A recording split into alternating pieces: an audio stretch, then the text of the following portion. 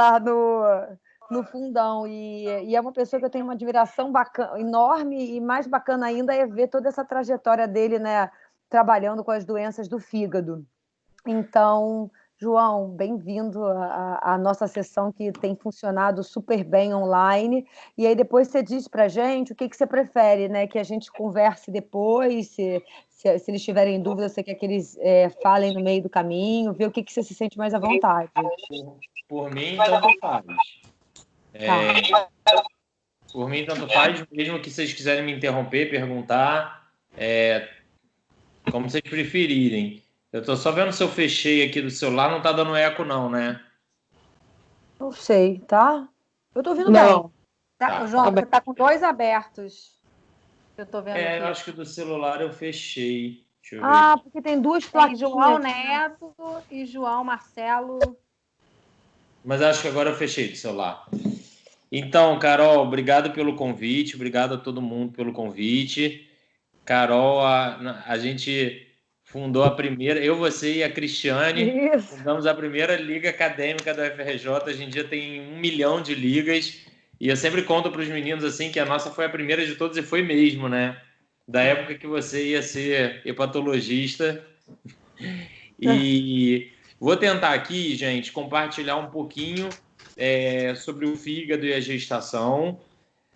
É um assunto muito longo, porque a gente tem as doenças intrínsecas associadas à gestação, a gente tem as doenças do fígado que não têm a ver com a gestação, mas que podem acontecer durante a gestação. Então, eu tentei ver o que é mais interessante para vocês aqui, e me desculpa se em algum momento alguma coisa que eu falar for muito basal, porque para mim tudo sobre gestação não é basal. Então, eu acho tudo bem diferente, porque não é o meu mundo. Só começar destacando como é que funciona o fígado durante a gravidez, né? Então, alguns achados de doenças hepáticas que a gente, clássicos como telangiectasia e eritema palmar, a gente pode encontrar durante a gravidez, isso ser associado à gravidez. Uma coisa que eu não gosto muito, mas que os livros destacam bem, é que, em geral, no último trimestre o fígado não é mais palpável. Então, se você palpa um fígado no último trimestre, talvez aquele fígado tenha uma hepatomegalia. Por que eu não gosto muito? Porque eu palpo o fígado o meu dia inteiro, e eu não consegui uma grávida até hoje na minha vida que eu conseguisse palpar bem um fígado no terceiro trimestre. Fica sempre aquele útero gigantesco na minha frente. Então, para mim, todos os fígados são muito difíceis da gente palpar no terceiro trimestre. Em relação ao laboratório, em geral, não tem alteração de transaminases durante a gestação. O que vocês já sabem, de core salteada, a fosfatase alcalina, ela é aumentada por conta da fosfatase alcalina placentária. E aí a dica que a gente tem no dia a dia para ver se aquilo tem a ver com doença do fígado ou não é ver a gama-GT, que em geral é normal. A albumina da grávida é baixa, isso é um marcador importante de função para a gente, mas na gravidez a gente perde esse marcador, porque a albumina da grávida já é diminuída. E o nosso grande aliado para a gente entender como é que está o fígado na gestação é o ultrassom. Não tem jeito, é uma ferramenta incrível. A única diferença é que o Doppler ele pode ter um aumento normal e esperado do fluxo na veia porta, principalmente nas fases avançadas da gestação. Isso é importante a gente saber quando vai fazer um ultrassom. Já falei um pouquinho do laboratório, vou destacar só coisas que eu não falei. A bilirrubina, ela em geral é normal ao longo da gestação. Outros marcadores de função, como o TAP, são normais. A alfa-feto, a gente usa muito para tumor primário do fígado, principalmente o hepatocarcinoma, e ela é normal na gestação, exceto se tiver espinha bífida e anencefalia, né? Me corrijam se eu estiver errado. Aí são casos em que a alfa-feto sobe, mas não de origem hepática. Uma coisa interessante, às vezes a gente pega uma paciente com aumento de aminotransferases para a gente investigar durante a gestação, e aí ela tem lá uma celuloplasmina aumentada, e isso não levanta suspeita, porque a celuloplasmina ela é uma proteína que pode estar aumentada normalmente durante a gestação, e o fibrinogênio. A gente usa pouco na avaliação do fígado, mas em algumas situações a gente usa. Ele também pode estar aumentado. Eu dividi aqui didaticamente entre as doenças hepáticas que só acontecem na gestação, as doenças sistêmicas com manifestação no fígado que só ocorrem na gestação, as doenças que não são específicas da gravidez, mas que as manifestações são alteradas pela gestação. A gente vai passar um pouquinho por tudo isso. E as doenças que não são associadas à gestação, mas podem acontecer de forma aguda nesse período, clássicas são as hepatites virais, e as doenças crônicas do fígado que podem coexistir. Então, pacientes com doenças crônicas, a Carol estava aí contando de um paciente transplantado que pode engravidar. Vou passar um pouquinho por cada uma e depois a gente discute mais todas elas. A clássica doença aí que todo mundo vai ver muitas vezes na vida, porque é a doença hepática disparada mais comum da gravidez, é a colestase intrahepática da gestação ou da gravidez. Quase sempre que me chamam para ver um paciente, eu adoro ver grávida, porque tem aquela coisa lúdica, né? Para mim tem, para vocês não deve ter, mas quando me chamam quase sempre para ver um paciente com alteração de enzima do fígado, a gente vai ver um paciente com colestase intrahepática da gestação. É uma doença que ela acontece ali no final do segundo, no início do terceiro trimestre, quando ela começa a se manifestar, entre 25 e 32 semanas. A etiologia, ela é muito pouco conhecida, eu vou falar um pouquinho disso mais lá na frente, porque parece que talvez algumas alterações genéticas biliares que não se manifestam nunca ao longo da vida, elas podem, na gestação, ser um trigger, um disparo para a gente ver isso, mas isso ainda está muito no mundo das hipóteses. O que a gente sabe mesmo é que os fatores de risco são idade materna avançada, multiparidade, mulheres ou familiares que já tiveram colestase intrahepática da gestação podem ter de novo, e por isso essa hipótese de que tenha um componente genético, e o uso de hormônios também pode estar associado com a presença de colestase intrahepática da gestação. A clínica clássica é de prurido, então o paciente chega e ele fala marcadamente que ele tem prurido, e a dica para a gente diferenciar de outros pruridos da gestação é que, em geral, esse prurido da colestase intrahepática ele é palmo plantar, ou pelo menos ele é bem marcado na região palmo plantar, tende a ser pior à noite e pode ter um caráter ascendente. Embora a gente também, muitas causas de prurido sejam pior à noite, tenham um caráter progressivo e ascendente, então, assim, isso não tem muita especificidade, mas perguntar se está tendo prurido palmo plantar, e é bem marcado, as mulheres falam muito, às vezes algumas nem percebem que estão tendo prurido, mas quando você vê a alteração de enzima e pergunta, elas falam, não, tenho sim, ou o esposo repara, enfim. Depende muito da sensibilidade de como cada mulher está reparando no funcionamento do seu próprio organismo. O laboratório clássico, a gente vê um aumento das enzimas canaliculares, mas tem uma característica interessante, a fosfatase alcalina ela já é aumentada, né, por conta da gestação. A gama-GT muitas vezes ela pode ser normal, tá? Pode vir associado ao aumento de aminotransferases, e o aumento de bilirrubina, quando acontece, ele é discreto. Então, não esperem ver, embora o nome da doença seja colestase, não é para a gente esperar ver uma paciente francamente ictérica. A bilirrubina acima de 2 a 3 já é possível a gente ver clinicamente icterícia. Em geral, os pacientes não passam a bilirrubina de 6. O grande problema é quando a gente quer fazer a dosagem de ácidos biliares, porque entra numa dificuldade técnica dos laboratórios. Recentemente eu atendi uma grávida, acho até que foi a grávida da Carol. A gente está tentando fazer dosagem do ácido cólico e do quianodesoxicólico, mas os laboratórios, às vezes, até eles botam a culpa no médico, falam assim, não, esse exame não tem aqui não. Enfim, é difícil da gente conseguir. E são exames importantes para fechar o diagnóstico, embora o diagnóstico seja bem clínico, tá? Uma grávida, a partir da 25ª semana, que tem prurido, palmo plantar, tem aumento de fosfatase alcalina com uma gama GT um pouco alterada e as enzimas hepáticas não são muito alteradas ou são normais.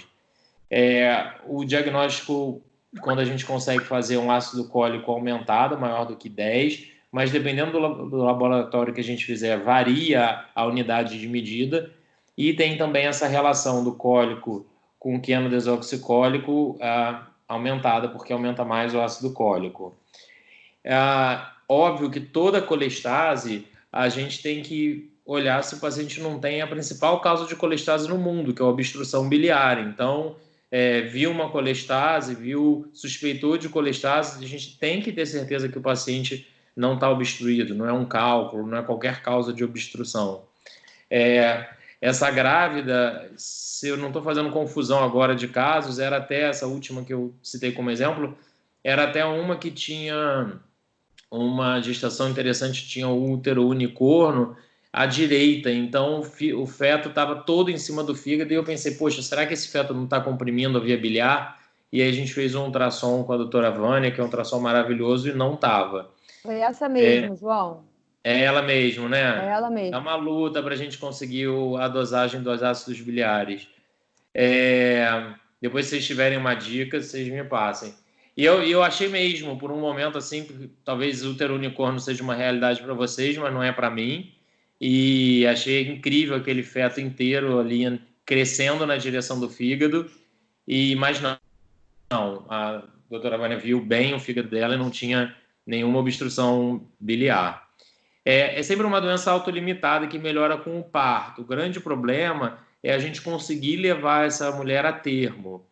Algumas pacientes têm manifestações muito leves e você vai tentando levar a gestação, mas tem que ficar atento aos riscos fetais de prematuridade, insuficiência placentária crônica, morte fetal intrauterina, aspiração de mecônio e síndrome de desconforto respiratório neonatal. Eu nunca vi nenhuma dessas, até porque, em geral, quando a situação está ficando ruim, os obstetras antecipam o parto. Então, felizmente, eu acho que eu nunca vi nenhuma dessas complicações. O manejo é um manejo que a gente faz básico para todas as colestases. Eu até dei uma risada aqui, porque eu acho que a gente ainda está assim, nos próximos 5 anos a gente vai evoluir muito no conhecimento das colestases intrahepáticas e no manejo delas. Estão surgindo vários conceitos novos sobre o entendimento das colestases intrahepáticas, sobre formação de bile. E até hoje o que a gente faz é a mesma coisa que a gente faz há 20 anos, que é o ácido desoxicólico, que ele deixa a bile mais lipossolúvel e é o que a gente ainda tem para hoje. Ele é um medicamento que não tem problema de ser usado na gestação, felizmente, mas só vale ressaltar que em breve a gente vai ter novidades aí nessa área dos medicamentos para colestase. A gente já tem novidades. A grande questão é que para as grávidas sempre chega depois, né? A gente testa em pessoas, vou botar entre aspas, normais, e só depois alguém pensa em testar para ver se pode usar na grávida ou não. Então talvez ainda demore muito os novos medicamentos a chegarem para as colestases na gravidez. Botei como interrogação aqui no manejo se a gente fazer reposição de vitamina lipossolúvel, porque, em geral, essa colestase não é importante a ponto de fazer desabsorção de vitamina lipossolúvel. Então, eu, particularmente, não me estresso muito com isso.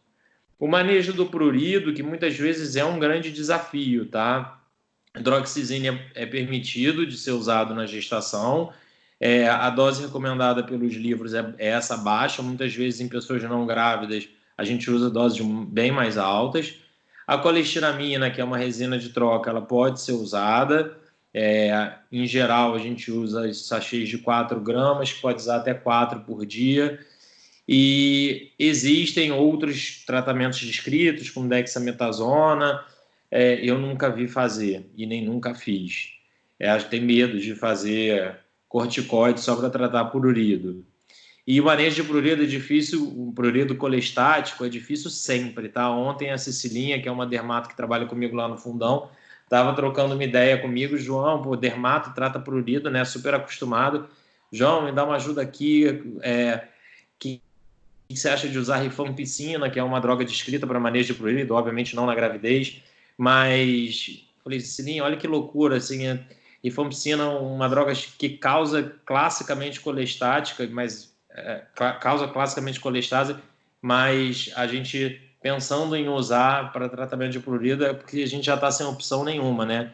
Prurido colestático é difícil mesmo de tratar, e o que muitas vezes a gente vai fazendo é tentando alguns tratamentos tópicos, embromando para chegar no termo. A colestase melhora muito com o parto, tá? E é muito recomendado que essas pacientes que tiveram colestase intrahepática, elas não sejam abandonadas. Elas sejam acompanhadas até as enzimas hepáticas melhorarem, porque muitas vezes aquilo ali pode ser, a paciente pode ter uma outra doença, e aí foi o que eu falei, hoje a gente está evoluindo muito no conhecimento das colestases, aprendendo muito sobre colestases genéticas. As colestases genéticas são um mundo de várias alterações genéticas que têm o mesmo fenótipo, então vale a pena a gente acompanhar essas pacientes e, em alguns casos, a gente pesquisar colestases genéticas, tá? Não é uma tarefa muito fácil, são poucos laboratórios que fazem isso ainda no Brasil, mas dá para a gente fazer na prática. Atentar para o fato de que essas pacientes têm um risco maior de ter litíase biliar no futuro, e a recorrência é comum em outras gestações. O uso de anticoncepcional é permitido, tá? Contraindicado não. O paciente depois, então, que teve colestase, que se recuperou, ela pode usar o anticoncepcional. Bom, vou direto e depois a gente discute, né, Carol? O que você acha? Eu acho melhor. Vamos fazer, depois a gente discute. Tá, eu acho também. Vou falar da segunda doença hepática específica da gestação, a esteatose aguda da gestação, uma catástrofe, uma doença que a gente não quer ver nunca, e felizmente ela é uma doença rara, porque ela é muito grave. Em geral, ela tem um início aí a partir da 28ª semana, é mais comum nos partos gemelares e mais comum em mulheres desnutridas, o que hoje em dia, sinceramente, não é mais uma realidade muito no Brasil. A gente ainda entende pouco sobre a etiologia da esteatose hepática aguda, por que de repente um fígado normal ele se torna esteatótico e o paciente fica muito inflamado. Parece que a etiologia tem a ver com um defeito na beta-oxidação dos ácidos graxos, e o defeito na beta-oxidação dos ácidos graxos na gestação ele é muito agudo, diferente da esteatose ligada à síndrome metabólica, que a gente também tem alteração na beta-oxidação dos ácidos graxos, mas é uma doença que se evolui de forma crônica. E aqui na gestação não, é uma doença aguda. A gente tem uma mutação genética que a gente pode pesquisar nessas pacientes, obviamente, depois que tudo acontece, e as manifestações elas são muito inespecíficas. Então, a grávida pode ter vômito, dor abdominal alta, fadiga. Eu acho que o que chama atenção muito para preocupar a gente é a dor abdominal mesmo. O laboratório a gente vai ver um aumento marcado de aminotransferases, aí não é de enzimas canaliculares, pode ter também, mas principalmente das aminotransferases.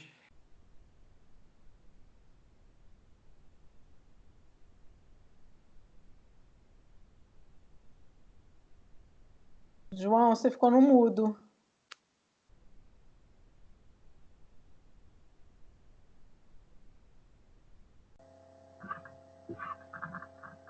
João?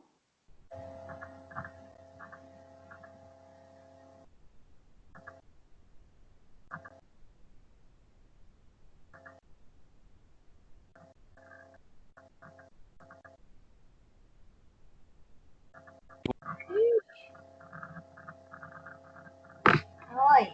João. Acho que ele Voltei? conseguiu. Voltou. É que você voltou. tá no mudo. Voltou. Não, mas eu não fiz nada para ficar mudo, não. Alguém De deve repente, ter te botado no mudo, de Alguém repente, pode ter te sem querer colocado aqui. no mudo. Então volta aí. Voltamos. Em que parte que eu fiquei mudo? Na parte da esteatose. Pode voltar Não deu esse para ouvir slide nada aí. da esteatose? Não, deu. Isso aí deu. Esse slide. Eu acho que passa o outro slide. Tá. Então eu estava aqui. Então, bom, basicamente em relação às manifestações, o que a gente tem que ficar atento é com a dor abdominal, porque as outras manifestações são inespecíficas. e o paciente vai ter laboratorialmente aumento de aminotransferase. Então, é um perfil mesmo de uma hepatite, como se fosse uma hepatite. Tá dando para ouvir, gente? Tá sim. Beleza. E a grande preocupação é que essa doença ela pode evoluir para formas graves, e inclusive existem vários relatos de mulheres que fizeram o parto e depois evoluíram grave e tiveram inclusive até que ir para transplante hepático. Existem manifestações extrahepáticas, pancreatite, sangramento abdominal, infecção e diabetes insípido, são todas relatadas. Eu, sinceramente, vi, como é uma mudança muito rara, não vi tantas esteatoses hepáticas, completamente diferente da colestase intrahepática da gestação, e nunca vi essas manifestações extrahepáticas. O laboratório ele mostra aumento marcado de aminotransferases, como já falei. A gente pode encontrar anemia, que eu acho que já é comum dessa etapa da gestação, leucocitose, as plaquetas podem estar normais ou baixas, e as alterações associadas à insuficiência hepática, como alargamento do TAP, aumento de bilirrubina e as complicações, sinais de CIVD e insuficiência renal, que a gente espera não ver nunca. Os métodos de imagem, em geral, eles evidenciam esteatose, e a biópsia, quando é feita, tá? E eu digo quando é feita porque tudo que a gente tem na literatura sobre as doenças hepáticas da gestação sempre falam da biópsia, mas é muito raro a gente fazer a biópsia, porque não é tão comum a gente ter dificuldade de definir qual é a doença que a gente está vendo, e a biópsia é um procedimento que a gente, em geral, não quer realizar durante a gestação. Embora a gente esteja no mundo em que vocês obstetras fazem cirurgias intraútero, nós hepatologistas a gente ainda morre de medo de botar uma agulhinha no fígado longe do útero, a gente fica morrendo de medo. Então é uma coisa que a gente não quer fazer, mas quando faz a gente vê uma infiltração microvesicular, e isso é até interessante porque na esteatose da síndrome metabólica a doença ou ela é uma infiltração mista, micro e macrovesicular, ou pode ser só macrovesicular, mostrando que a gênese da esteatose na gravidez é um pouco diferente daquela associada à síndrome metabólica. O tratamento dessa doença grave é o parto, a gente torce para a criança já estar no termo para a gente poder fazer o tratamento. Bom, esses eram os dois highlights do que a gente, como hepatologista, tem a contribuir com os obstetras, e o resto eu vou falar agora, vou começar de algumas doenças que não são específicas do fígado, mas que o fígado está no meio do caminho e mas que vocês entendem milhões de vezes melhor do que qualquer pessoa, qualquer não obstetra. Perêmese gravide com acometimento hepático é comum, mas em geral é um aumento leve de aminotransferases e um aumento discreto de bilirrubina que a gente vê. Uma coisa interessante é que quanto mais grave a hiperêmese, maior o aumento de aminotransferases. Então, talvez o aumento de aminotransferase ele possa guiar vocês, obviamente junto com os sintomas, para a gravidade do quadro. Lembrar que um diagnóstico diferencial que se impõe nesse momento, em geral a hiperêmese ela é precoce, né?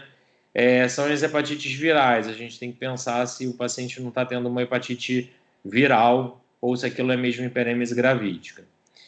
Em geral, o manejo é do manejo da hiperêmese, não tem nenhum manejo específico para o fígado. Na pré-eclâmpsia, o fígado ele também entra na história, e quando a gente vê o acometimento hepático, em geral, a gente está falando de doença grave, tá? A dor abdominal, em geral, marca o acometimento hepático, ou no epigastro ou no hipocôndrio direito, e a gente tem um aumento importante de aminotransferases. Não vou ficar falando de pré-eclâmpsia para obstetra, mas só lembrar que existem complicações intrínsecas do fígado, então infarto hepático, hematoma subcapsular, hemorragia parenquimatosa, que pode ser um evento grave, ruptura hepática, que é gravíssima, e insuficiência hepática, que é mais comum na disfunção, é mais comum na esteatose aguda, mas também pode acontecer na pré-eclâmpsia. Na síndrome HELP, o fígado também está dentro da história. A gente tem lesão microvascular no corpo inteiro e também no fígado. Em geral, o que a gente vê é um aumento moderado de aminotransferases e de bilirrubina, e com um paciente que tem dor abdominal. O manejo também ele é específico para a síndrome HELP, que vocês sabem fazer muito melhor do que a gente, que não entende nada disso e morre de medo. As imagens do fígado elas são usadas para pesquisa de complicações, e só lembrar dos diagnósticos diferenciais também que podem acontecer nessa fase da gestação, como as doenças agudas, abdominais, colecistite, apendicite, síndrome hemolítica urêmica e por aí vai. Agora eu vou voltar para a minha zona de conforto. Então, assim, colestase intrahepática da gestação, eu estava numa zona de conforto, esteatose aguda, eu estava numa zona de conforto. Quando eu fui falar de hiperêmese gravídica, de pré-eclâmpsia e de HELP, vocês viram que eu passei correndo porque não estou na minha zona de conforto. E agora estou voltando para a minha zona de conforto porque eu vou falar de doença hepática crônica e tentar falar para vocês o que o obstetra precisa saber sobre doenças hepáticas crônicas na gestação. Longe de mim esgotar esse assunto, porque a gente está falando de um mundo de vários assuntos, mas vou tentar passar aqui um pouquinho do que a gente pensa e quando a gente vê as doenças hepáticas crônicas e uma mulher que engravida. Primeiro de tudo é falar da mulher com cirrose, né? Então, em geral, a gente, quando está falando de uma mulher com cirrose, a gente está falando de uma mulher mais velha, já menopausada, não sei nem se esse termo menopausada é adequado, já após a menopausa, mas, obviamente, existem cirroses que se desenvolvem em mulheres mais jovens. A grande questão é que a cirrose, quando ela está avançada, em geral ela leva à amenorreia e essas mulheres não engravidam. Mas, em fases mais leves, às vezes a mulher continua fértil e a gente pode ter a gravidez. Não é um evento comum, não, tá? Pelo menos na nossa coorte aqui, meus muitos anos aí de hepatologia, não é um evento comum ver as nossas mulheres com cirrose engravidando. Uma coisa muito importante é quando a gente vê uma mulher com cirrose, a gente saber em que pé que está essa cirrose, porque cirrose é um termo muito amplo, né? Então a gente pode estar falando de uma paciente com um Child A, com albumina de 5, sem hipertensão portal, mas a gente pode estar falando de uma mulher, um Child B e C, com hipertensão portal, com varizes de esôfago, e essas sim são as que a gente tem que se preocupar, porque aquelas pacientes com cirrose Child A, sem ascite, sem complicação, sem hipertensão portal, elas vão evoluir muito bem na gestação. Agora, as pacientes já mais graves, elas podem descompensar, principalmente na hora do parto, e a gente tem que atentar muito à presença de varizes de esôfago. Ano passado, a gente teve um caso que chamou bastante a nossa atenção lá no Fundão, uma mulher com varizes de esôfago por histossomose, então não era muito bem uma cirrótica, mas ela tinha hipertensão portal, e ela descobriu que tinha varizes de esôfago no segundo trimestre e foi para lá para a gente dar um parecer. E a gente descobriu que a literatura sobre isso é praticamente nula sobre o que fazer com uma paciente não cirrótica com histossomose, com varizes de esôfago, e foi muito legal ver um serviço inteiro de hepatologia mobilizado a discutir, debater e decidir o que fazer. E o mais legal foi que a gente foi tão ineficiente em tomar uma decisão, porque a gente ficou estudando tanto e debatendo tanto que chegou na hora do parto e ela teve o filho dela e ficou tudo bem. Então a gente foi tão ineficiente na nossa demora em decidir o que fazer que ficou tudo tranquilo. Mas a gente sabe da literatura, embora uma literatura muito, muito pobre, que o maior risco de sangramento das varizes de esôfago são no segundo trimestre, que é quando a mulher está com a maior volemia. Lembrando que as varizes de esôfago elas sangram de dentro para fora, então elas sangram pelo aumento da pressão no sistema porta, que se transmite às varizes e faz a variz sangrar. Elas não sangram de fora para dentro. Muita gente tem esse conceito, não pode comer isso porque pode romper a variz. Não, ela sempre sangra de dentro para fora. Então, no segundo trimestre, quando a gente tem aquele aumento do volume circulante, é quando a gente pode ter o sangramento dessas varizes. Se a gente tem a oportunidade de ver uma mulher com varizes de esôfago que quer engravidar, a gente trata essas varizes antes da gravidez, a gente liga elas. Se a gente acha que é uma mulher com alto risco de sangrar e já está grávida, a gente pode fazer ligadura, sim, e a gente pode fazer a profilaxia com beta-bloqueador. Só lembrando dos riscos do beta-bloqueador, isso eu acho que talvez eu esteja falando uma coisa que vocês saibam de cor salteado, mas o risco de bradicardia fetal e hipoglicemia após o parto. Então, esse é o mundo talvez dos highlights do que se precisa saber sobre cirrose e grávidas. Mudando para as pacientes com hepatites virais crônicas, o que vale a pena a gente falar é da hepatite B e C. Hepatite B, deixei só um destaque, talvez o tenofovir seja a melhor droga para a gente usar, então se é uma mulher com hepatite B crônica, e cada vez esse cenário vai ser menor, tá? Porque a gente tem uma vacinação super eficaz já há muitos anos, então cada vez menos vão existir mulheres jovens com hepatite B grávidas, pelo menos no Brasil. E aí a gente pode trocar a droga que se ela estiver usando alguma droga, porque a maior parte das mulheres grávidas com hepatite B, elas não estão usando nenhum medicamento, quer seja porque não sabem que tem, quer seja porque sabem que tem, mas estão numa fase que a gente não precisa usar medicamento antiviral, mas a gente pode trocar para o tenofovir. E hepatite C, o mais legal é que hoje em dia tudo que se existia de literatura de hepatite C na gravidez pega e joga no lixo, porque hoje a hepatite C é uma doença que quando chega um paciente para mim eu falo, por que você ainda tem hepatite C, né? Hoje em dia a gente tem tratamento 100% eficaz para hepatite C. Não existe um único remédio que seja 100% eficaz, existem muitos que são 95% a 99% eficaz, e aí quando a gente falha num tratamento, a gente tem um monte de outros tratamentos. Então, assim, se a gente pegou uma grávida com hepatite C, é porque a gente bobeou e não pegou ela antes e tratou ela antes de engravidar. Não existe muita literatura para tratar hepatite C durante a gravidez, mas a gente pode tratar depois, e se a contaminação fetal é muito pequena, né? Se houver a contaminação, a gente trata o bebê sem problema nenhum. Embora também a literatura de uso desses novos fármacos em crianças seja bem mais pobre do que nos adultos. Eu acho que não vale a pena ficar falando sobre prevenção da transmissão vertical de hepatite B, porque eu acho que isso não é muito do obstetra. Não sei se fica mais com o pediatra, mas isso aí tem os guidelines bem organizadinhos de uso de imunoglobulina e de vacina na criança. Eu acho que isso fica mais... Bom, depois a gente pode ir nesse assunto, mas acho que isso é mais para o pediatra.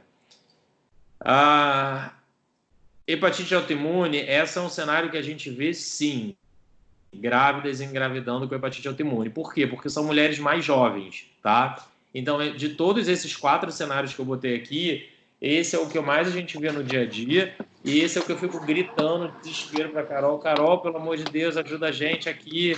Apareceu uma menina com hepatite autoimune que engravidou. Elas todas engravidam muito sem querer ou sem se planejar. E aí o que acontece é que a hepatite autoimune, durante a gestação, ela fica em remissão. Então, as próprias adaptações do sistema imunológico na gestação, eles fazem com que a doença entre em quiescência. O grande problema é o pós-parto, que no pós-parto a doença vem violenta, com muita inflamação hepática. O tratamento da hepatite autoimune ele é classicamente feito com corticoide e azatioprina. Acho que daqui uns 5 anos, quando estiver dando essa mesma aula, eu vou estar falando outra coisa, mas hoje é um tratamento clássico com corticoide e azatioprina, e que são drogas que podem ser usadas na gestação. Tá? A azatioprina a gente fica um pouquinho mais de medo, mas ela também pode ser usada.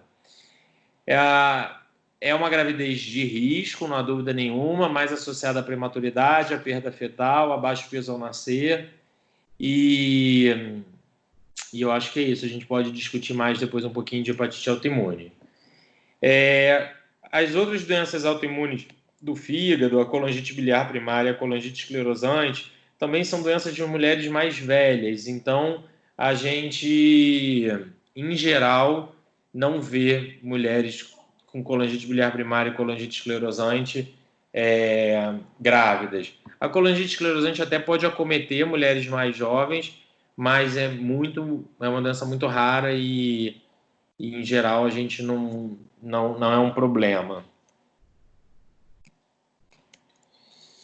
As hepatites agudas, elas são uma realidade nas grávidas. Hoje a gente, quando fala de hepatite A, a gente tem no Rio de Janeiro um cenário de endemicidade de doença, tá? Então a hepatite A é endêmica, com surtos ocasionais em vários lugares. Recentemente teve um surto no Pedro Ernesto, foi pequeno, mas teve, entre residentes. Teve um surto no Vidigal, esse ficou bem famoso, por transmissão clássica, né? Transmissão oral fecal com contaminação de água. E é uma doença totalmente evitável, que um pré-natal bem feito pode prevenir isso aí de forma eficaz. Infelizmente, eu não sei dizer, talvez vocês saibam me dizer melhor, se no pré-natal vocês conseguem pelo SUS a vacina. Eu acho que não, mas depois vocês me dizem. E enfim, é uma doença evitável, mas é comum. Um destaque da hepatite A é que hoje em dia a gente tem visto casos, a transmissão clássica da hepatite A é fecal oral, então contaminação de água e alimentos com o vírus e contaminação pela via de ingestão oral. Só que a gente tem visto a transmissão sexual. É um fenômeno que tem acontecido nos últimos anos, principalmente a transmissão sexual por sexo entre homens que fazem sexo com homens, através do hábito sexual de sexo oral na região anal. Então, muitos jovens têm tido transmissão dessa forma, mas acho que não é uma realidade para o mundo de vocês obstetras. Hepatite B também, como eu falei, é uma doença evitável com vacina, e a gente tem que ficar só atento à transmissão vertical. E a hepatite E, que é uma doença classicamente que acomete grávidas e que pode ser muito grave, ainda ela é muito subdiagnosticada no Brasil e em todo o mundo, tá? Existe um grande esforço mundial para se identificar mais os casos de hepatite E, embora seja uma doença que se manifeste de forma muito grave nas grávidas. Hoje em dia a gente identificou e está conhecendo um novo padrão de doença. A gente acreditava que a hepatite A era uma doença somente aguda, mas em imunossuprimidos ela pode se tornar uma doença crônica. Então a gente tem estudado muito, o mundo inteiro tem estudado muito, tentado entender um pouco mais, e aí a gente esbarra ainda muito na dificuldade de fazer o diagnóstico. A sorologia ela é muito pobre, as técnicas de PCR não são padronizadas e a gente tem pouca disponibilidade para isso, mas a gente vai pensar nas hepatites agudas quando a gente vira uma grávida com um aumento importante de aminotransferases, e aí um aumento em torno de 5, 10 vezes ou mais o limite superior da normalidade, e aí a gente tem que fazer a investigação para hepatite A, B, e em geral, o pré-natal bem feito, ele já traz as informações da A e da B. Então, a gente já sabe se a mulher é suscetível, vacinada, já teve, e a E é sempre um grande desafio diagnóstico. Acho que estou chegando no final, vou falar um pouquinho dos nódulos benignos do fígado, não vou entrar em nódulos malignos, acho que não faz sentido, mas só porque os nódulos benignos são uma coisa que gera muita dúvidas para o obstetra e para o ginecologista também, por conta da questão do efeito do hormônio sobre os nódulos. Então, basicamente, a gente tem 3 tipos de nódulos hepáticos benignos principais: o hemangioma, o adenoma e a hiperplasia nodular focal.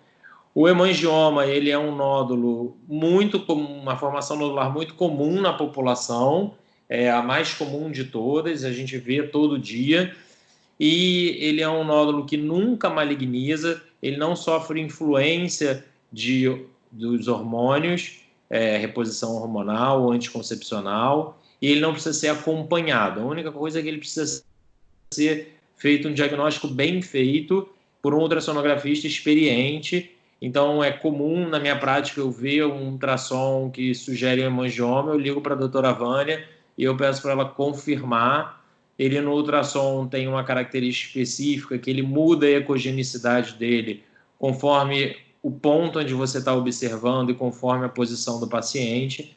E aí, se você vir esse achado é um hemangioma, acabou, não precisa de nenhum acompanhamento especial na gestação. Vou pular o adenoma e vou para a hiperplasia nodular focal, porque ele também é uma outra lesão benigna, é muito menos comum que o hemangioma.